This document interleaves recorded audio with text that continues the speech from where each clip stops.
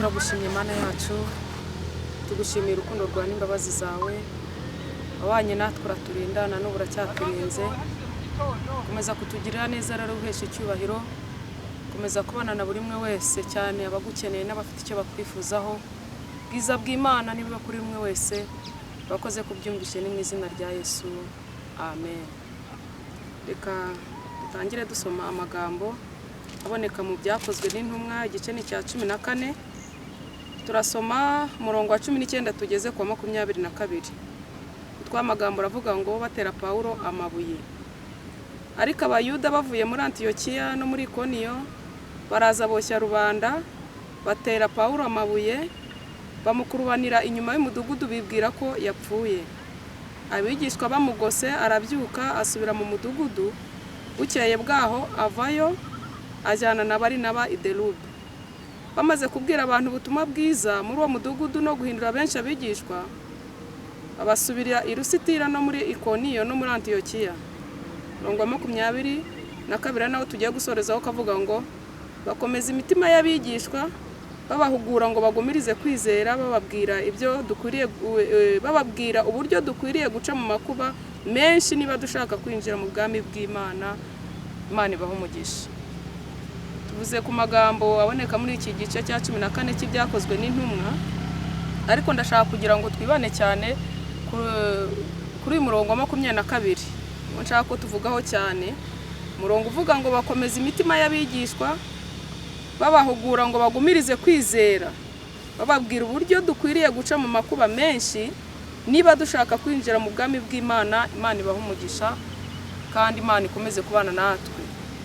Iri ni ijambo nshaka kugira ngo mbwire buri wese uyu munsi ushobora kuba afite ibibazo bitandukanye, ushobora kuba ufite ibibazo by'inzara, ushobora kuba ufite ibibazo by'uburwayi, ushobora kuba ufite ibibazo by'amagambo runaka agenda kuvugwaho, ushobora kuba ufite ibibazo by'ubukene, ariko uyu munsi ukaba wumva wihebye. Ijambo ry'Imana rirambwiye ngo ni ibintu dukwiye gucamo niba dushaka kwinjira mu bwami bw'Imana. Imana ishimwe.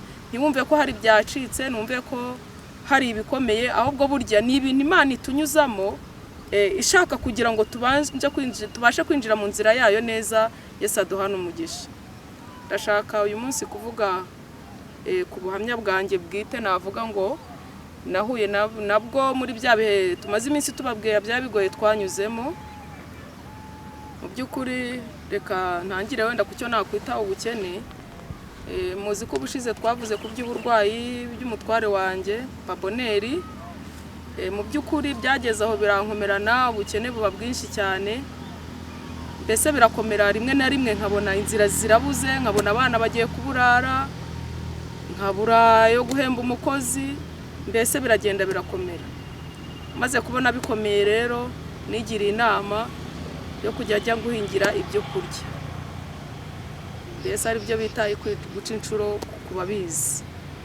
Igihe kimwe cyarageze nyine mbonye nta mahitamo, mbona abana batangiye kujya kuburara, mbona abana batangiye kujya babwirirwa, mbona natwe ubwacu inzara imeze nabi, nigira inama yo kujya njya guhingira umuntu kugira ngo ampe byo gutunga abana.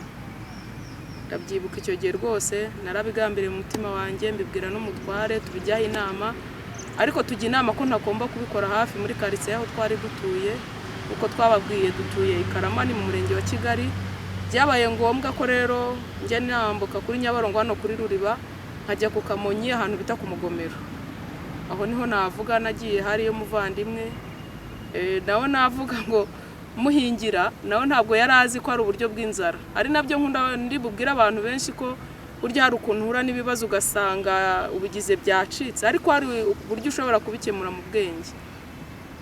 Ndabyibuka icyo gihe naragenda mubwira ntese ko muri iyi minsi mfite umwanya, birashoboka ko nageza nkaguhingira ku wa gatandatu no ku cyumweru niba ntacyo bitwaye. Umuvandimwe nawe yabyakiriye gutyo. Ubwo rero nkuko nabibabwiye icyo gihe, ubwo buzima burimo nari umukozi wa leta, nari mwarimukazi. Icyo gihe rero twigeze kubabwira ko nahembwaga amafaranga make cyane kandi agomba kuvamo bya bindi byose muzi nkenerwa mu rugo, ariko ntibihure. Urumva rero nkomerejeho nari ngeze, naragiye, umuvandimwe arabinyemerera, twari dusanzwe turi inshuti kuko tuvukana iwacu yo nkomoka, tukiri abakobwa. Ubwo rero inshuti bwacu buza gukomeza, nawe aza kugira amahirwe yo kuva iyo twari dutuye aza gutura hano ku Kamonyi, akagira imirima ahinga ndetse akanatisha, mbese afite byinshi byo gukora. Yarabinyemereye rero, abinyemereye sinzi uko yabyumvaga we muri we, ariko gicyo nari ngambiriye ko ari kugira ngo abana nanjye ubwanjye mbese urugo muri rusange tubone icyadutunga, kuko icyo gihe ndabyibuka ko hari nabo twabanaga mu rugo bandi bo muri famiye. Naragendaga rero ikibonetse hafi, niba ari ukubagara nkabikora, niba ari uguhinga nkabikora, niba ari kurima ya masinde kuba bizi nkabikora. Nawe rero aza kugira iyerekwa, ntabwo natahaga imbokoboko, byagombaga kugira ngo ngire icyo ntana nk'umuntu wamukoreye, namwe murabyumva. Gusa icyo namubwira ni njye ntabwo nshaka, nkeneye amafaranga, ntugire ikibazo rwose. Akagira ngo wenda hari nuko nyafite, ariko mu by'ukuri hari n'igihe nabaga nabuze n'itike yagerayo.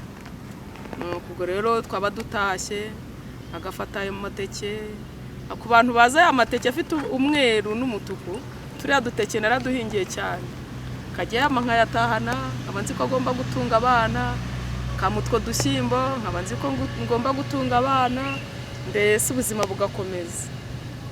Igihe cyarageze rero ubuzima bukomeza kwanga pe, ubuzima bukomeza kwanga, maze kubona bikomeye ndagenda njya muri banki, ko hari igihe cyageze njye mbamo credit 3 mu mabanki abiri atandukanye.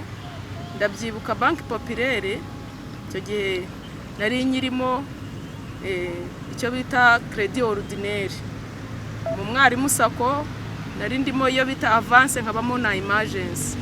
Ari naho twababwiraga tuvuga ngo guhembwa ntibyakundaga.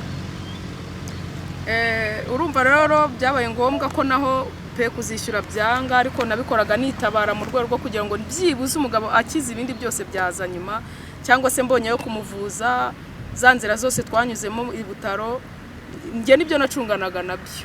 Byageze aho rero kwishyura banki populaire birananirana. Mu mwarimu sako byari byoroshye kuko niho nahemberwaga, bakayakata yose bakayatwara. Biza kuba ngombwa ko muri banki populaire, banki y'abaturage, mburamo icyo nyishyura. Amafaranga amaze kubura, gerante w'iyo banki nibwo yampamagara ambwira ati rero Donata, turabona kukwishyura byaranze, twamaze no kugushyirisha muri CRB, buri wamaze kuba bihemu, ati kandi ikindi gikurikiyeho ubu tuvugana mvuye mu mwarimu sako kuvugana n'abayobozi bayo ko naduke wahembwa utakemerewe kuduhemba. Icyo gihe ndabyibuka bambwiye ndi mu nzira ndimo nsubira mu kazi, kuko nari mvuye mu rugo kureba umwana, ndimo nsubira mu kazi, numva ubuzima busa nk'ubuhagaze, numva ubwonko busa nk'ubuhagaze, ariko ndavuga nti reka nkomeze nikomeze ku Mana, Imana izangirira neza. Byabaye ngombwa ko ako kanya nandi nagombaga ku makeya nagombaga kuba nahembwa yarahagaze pe. Njye uri hano ntago ndimo mbabeshya, yarahagaze. Ubwo baza kumpamagara ku mwarimu sako, barambwira bati rero twamaze kumenya ko wambuye banki populaire, none turashaka kugira ngo uzaze kwaka inguzanyo nini dukuremo ayo wari utugezemo. Nababwiye ko naho nari ndimo credit 2, noneho tunakuremo niyo ngiyo warimo muri populaire, noneho tukongerera igihe cyo kwishyura. Ubwo barampamagaye barabimbwira, ndikiriza kuko numvaga nta yandi mahitamo. Ubwo rero ndumva nko mu gihe cy'icyumweru n'igice process rwose baranazihutishije bidasanzwe. Ubwo ndabyibuka, ndandika, ndagenda ndadepoza, bambwira yo ndi busabe, ariko ndebye nsanga ku munsi wo kuyabona nta n'igihumbi nzaramuramo, kugira ngo byibuze nk'uwo munsi nk'umuntu wafashe credit byibuze ngira igihumbi nyura mu rugo. Icyo gihe ndabyibuka rero banki y'umwarimu sako yarimo ikorera hariya Kigali, kubahazi y'umwarimu sako yakoreraga icyo gihe. Naragiye ntungurwa no uko ngezeyo nsanga ngo barampamagaye ngo credit yanjye ngo naza ngo kuyifata nta kibazo. Nagezeyo ntungurwa no gusanga gerante wa banki populaire yahageze, ajado credit yahageze, bicaranye n'abayobozi b'umwarimu sako. Barangije nyine urumva baramburifinze, barambwira bati nta kundi ugomba kwihangana, ubuzima Imana niza izi ko bizabigenza. Naragiye icyo gihe rero amafaranga ndayarotira, bahise bashyira kuri konte, ndayarotira gerante wa banki na jado credit bo kuri banki populaire bahari. Nyarutira bahari banga kungirira icyizere navuga ngo hari bagira ngo wenda ndi bufatemo igihumbi njyane cyangwa se mfatemo yo gutunga abana nyajyane. Ndabyibuka waraje ado credit mu mwarimu Sako yaramperekeje nkurare akankigare aramanukana gato yanjyana kuri banke populaire mu Biryogo kujya kwishyura amafaranga ya populaire nari ndimo. Twaramanukanye ari njye yafite ariko acungana no kugira ngo arebe nibura ko ntaho nakuramo ngo nishyure ndangize. Naragiye rero muri banke yari mu Biryogo aho ngaho agenda ndayishyura yose uko yakabaye nta na rimwe nsigaranye. Ariko bimbere ikibazo gikomeye nongera numva habaho gusuza umutima none nibaza uko nzabaho, nibaza uko abana banjye bazabaho, nibaza uko umutwara azabaho mu buzima na bwari bugoye bwo gukenerwa kondorwa. Biranshanga biranyobera ariko Imana izagukomeza kubana natwe. Urumva none ibyo guca inshuro byo nibwo byahise bikomera. Nkacungana na konji, nkacungana no kuwa gatandatu ntagiye mu kazi, nkacungana no ku cyumweru ntagiye mu kazi. Mbese iyo habaye konji kuri ngiye yabaga ari nk'umunsi mukuru kuko nabaga profise byo kujya gukora byo gutungisha abana. Nuko Imana rero yagiye ikomeza kubana natwe muri ubwo buzima bugoye kuko ndabyibuka ko ari igihe twakennye bumva nta faranga na rimwe mbasha gukoraho ntaki. Umwana igikoma icyo gihe twari dufite wari ucutse kwa kundi umwana yaramenye kunywa igikoma n'umugati akanywa igikoma kirimo isukari. Icyo gihe twabashije kubona agafunda byibuka nako n'umuvandimwe wari wakampaye. Tumaze guteka igikoma umukozi aratubwira ati ese ko nta sukari hari, turamubwira tuti rero ubwo umwana ari kurira bumuhaye ku gikoma gihari nta kibazo turaje twiyaranje turebe uburyo twaguha isukari. Ariko mu by'ukuri nta n'igiceri cy'ijana twari dufite mu nzu. Yarabyubahirije nawe aragenda asuka igikoma agiha umwana. Umwana yamaze gusomaho amaze kubona kumva ko nta sukari irimo yahise agifata cyose uko cyakabaye akimena mu cyobo cya fose cyari aho ngaho. Aravuga ngo ntago anywa igikoma kitarimo isukari. Murumva rero n'ubuzima bugoye umuntu yanyuzemo kubera ko twari dukennye. Ikindi gihe kimwe nanone ndabyibuka twari twagiye gusenga, twari twajyanye kuko icyo gihe yaratangiye koroherwa ariko urumva nta mikorere ntaki. Tujya gusenga ahantu muri ya groupe twababwiraga n'ubundi yamusengeye, turagenda twirije ubusa tutabonye ibyo kurya, tutashye ku mugoroba pe twibuka ko nta n'igiceri cy'icumi dufite kandi abana bakeneye kurya. Ndabyibuka nabwiye umukobwa wandereraga abana ndamubwira nti rero nzanira umwana ku muhanda muhibere, ariko atari uko umuntu yananiwe kujya mu rugo ahubwo ari ugutekereza ese ko bagiye kumbaza ibyo guteka ndabikura he ndakura amafaranga. Ubwo ni hahandi urumva n'umuntu yaba yari ekopesheje ku bantu bose azi, yari kopesheje mbese gusubirayo ari ibintu bibabaje kandi biteye agahinda. Icyo gihe umwana yaramunzaniye tuhagarara ku muhanda hafi aho ngaho ku marembo yaho twari dutuye, dusuhuza umutima pe biraducanga. Tujya inama turavuga tuvuye gusenga Mana dutabare. Icyo gihe ndabyibuka twagiye inama dusanga hari umuntu umwe utari waje gusenga mu bantu twasenganaga, ntabwo ndi muvuge mu izina. Arandangije ndamuhamagara ndamubwira rero mubyeyi mfashe umpe 1000 nzakikwishyura mu munsi wo kukikwishyura, ariko nabwo suko nari mfite icyizere cyuko nzayabona ngo nyamwishyura bwo kwari kugira ngo byibuze angirire icyizere abashe kuyama mbona icyo ngaburira abana. Umubyeyi ndamushimira nawe asa nk'uwagize yerekwa ahari 1000 yaracyohereje, ariko ahitambwira ati rero fata umukobwa wawe agenda ahure n'uwanjye aha naha naho ntabwo ndi buhavuge, noneho nimurangiza amuha icyo 1000. Umubyeyi yo kabyara arangije afata icyo 1000 adaha no ku muceri yari afite mu nzu, adaha no ku bishyimbo yari afite. Ngiye kubona mbona umukobwa wanjye ahingutse mu marembo yikoreye, numva ibyishimo ni byose.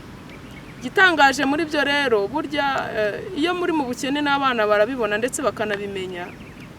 Ikintu cya mbere nihutiye ni ugushakisha muri icyo 1000 nashakishijemo akadobo k'amakara. Twaguzemo akadobo k'amakara bitamfata wa muceri ndahaho ndawutega. Ukimara mbese gusa nkaho bize murana kumwe umuceri ubiri humuye. Mungu wanjye w'imfura wa icyo gihe numva yarafite imyaka 5, hagati y'imyaka 5 n'imyaka 6 ndabyibuka. Aravuga ati ma umuceri mutetse noneho umeze gute? Uziko mutetse umuceri nko kwa runaka. Naba ntabwo ndi bavuge n'abaturanyi. mbese bivuga ngo umuceri yumvishije nari ntetse wari utandukanye n'ibiryo nari maze iminsi nteka, cyangwa se umuceri nari maze iminsi nteka, kuko warahumuye bumva ntibisanzwe, bumva hari ukuntu humuye abigereranye n'iby'ahandi. Ndashima Imana rero ko yagiye ibana natwe muri ubwo buzima. Ndashima Imana ko yagiye indengera mu bihe byari bigoye nk'ibyo ngibyo, kuko ni ubuhamya bwinshi kandi bunaremereye, kuko ndabyibuka nanone igihe kimwe iyo mbyibutse akenshi aho ngaho ndarira. Umwana yaratambye kumwe mu baturanyi, urumva n'icyo gihe nta bushobozi twakagira bwo kugira ngo tube dufite agakorotire, ni hani yari mu miyenzi. Umwana urumva arebera abandi mu madirishya y'imiyenzi, abona abana bafite akabombo arabasaba. Abana nabo baramubana yari bombo yo ku gati, ndabyibuka icyo bakoze bamukojeje ku munwa koko baramwumvisha, bahita bigendera banga no kumufunguriraho. Umwana ahise aza yiruka arimo kurira cyane avuga ati Imana ndashaka bombo, ndashaka bombo. Urumva n'umwana wa kabiri nawe yari mu myaka 3, yari afite imyaka 3. Araza ararira cyane ati Imana ngurira bombo, ngurira bombo. Ndavuga ntihangane reka nze ndebe uburyo nayikugurira.